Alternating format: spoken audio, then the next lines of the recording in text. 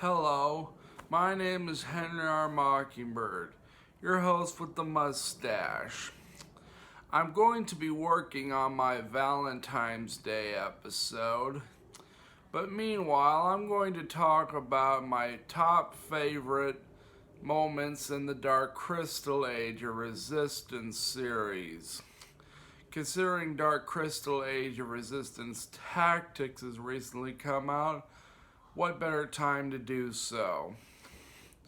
So here is the top 10 Dark Crystal AOR moments. Now,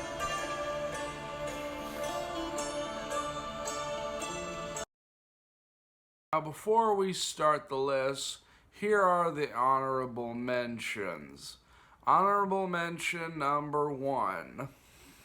Rian makes a heartfelt and hopeful speech while at the same time giving the Gelflings inspiration at a time when they really need it.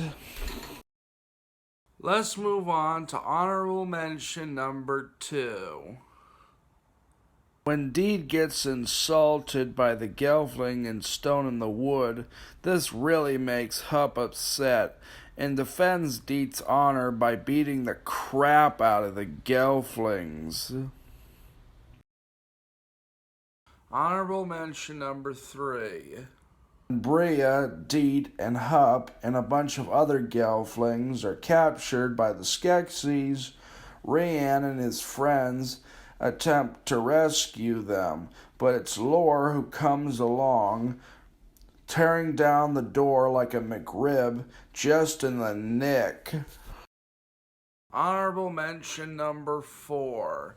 Now this one is both sympathetic and satisfying.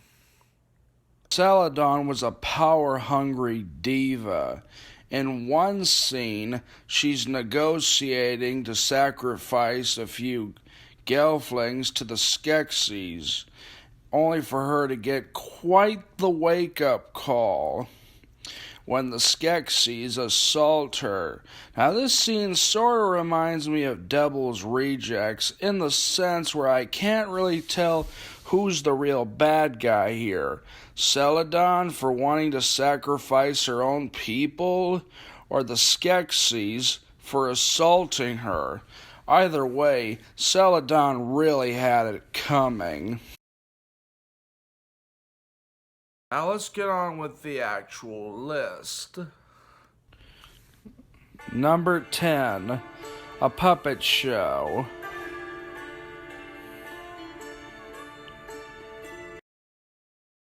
The three characters, Bria, Rian, and Deet, don't know anything about the Skeksis' history, so my favorite character, the Heretic, and his counterpart, the Wanderer, give them a little history lesson via Puppet Show, which is actually a puppet show within a puppet show, which is actually rather clever and is kind of a tribute to Jim Henson.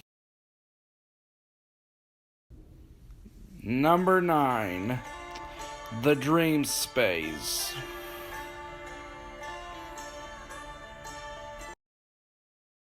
While all the Gelflings are dream fasting, Mother Olgra brings all the Gelflings that are dream fasting into the dream space, which is a world within another world, where Deed and Rian actually find Mother Olgra busting up some moves. Number 8, Mira's Draining.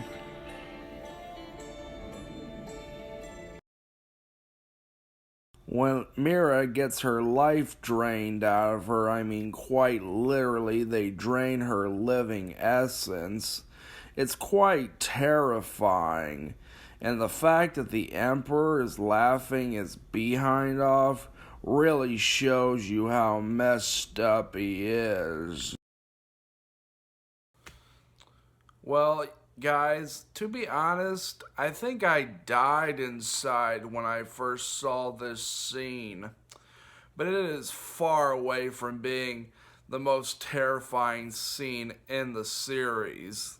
You'll see what I mean when we move forward.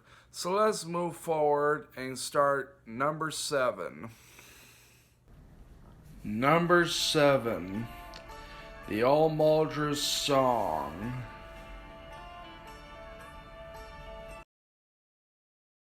When Bria's mother, aka the All-Maudra, dies, our main characters gather around a campfire and sing a song in honor of her memory.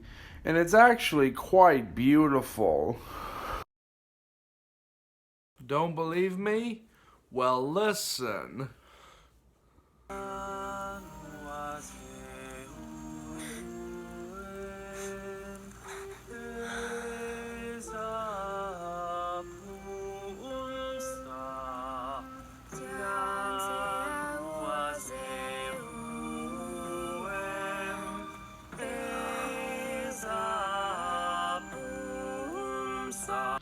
Kylon actually has a flute that sort of resembles the flute Jin had in the original movie. Number 6. The Punishment of the Scientist and the Reveal of the Scientist's Eye. Is it cheating to fill up 2 moments on the same spot on the list? I don't see why I can't do it, considering Big Jack Films did it in their top 10 sword fighting list. When the Chamberlain frames the scientist gets quite the punishment, chained up and have a cage locked on his head, while a Peeper beetle is put into the cage. And the Peeper beetle literally jousts his eye out. When the Chamberlain goes to check on the scientist, only for the scientist to turn around to reveal his mechanical eye. This is a good example of how dramatic tension should be done. Don't show the damage right away. Let the viewer's imagination fill in the blank, and then have the big reveal when it will carry the most impact. And honestly, if I didn't see the original movie, this scene would have shocked me. Well, let's get on with the list. Number 5. The opening scene.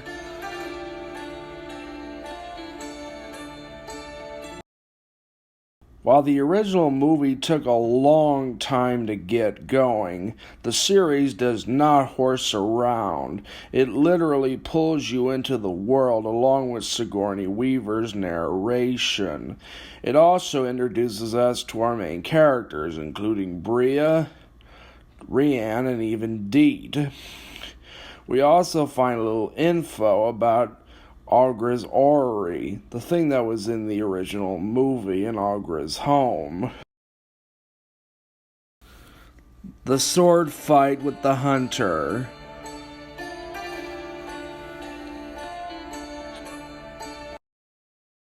Now we're talking. Here's the badass Skeksis himself, the Hunter. He's sort of a combination between General Grievous and the Predator. Here we get some brilliant hand-to-hand puppet combat, where we get a great sword fight scene, where Rian teams up with his father to take down the Hunter.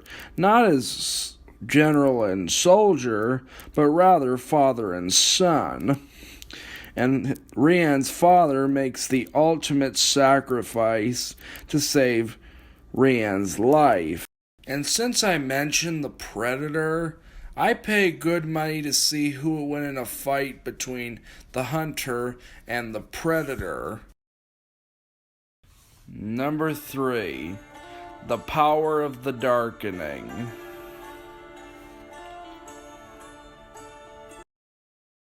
The Emperor takes his scepter and strikes it on the ground, unleashing the darkening, only for Deet to absorb it and go all Emperor Palpatine on the Skeksis, shooting purple lightning out of her fingers.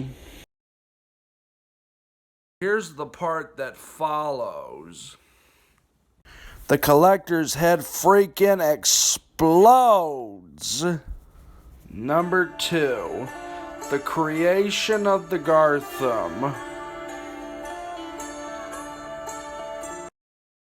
The Skeksis feel like they're doomed. That is, until the scientist comes in and presents the Garthim. Now, if you remember my review of the original movie, I found the Garthim to be quite creepy. Here, he's kind of beautiful in a xenomorph kind of way. Are you ready for number 1? Because I am. Here it is. Number 1. The hunt must end.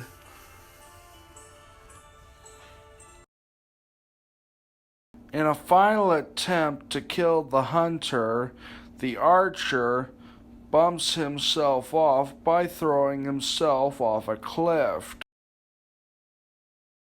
All the while giving us the best line committed to film since I'll Be Back. The hunt must end. Now that's a line that Jack Nicholson couldn't deliver any better.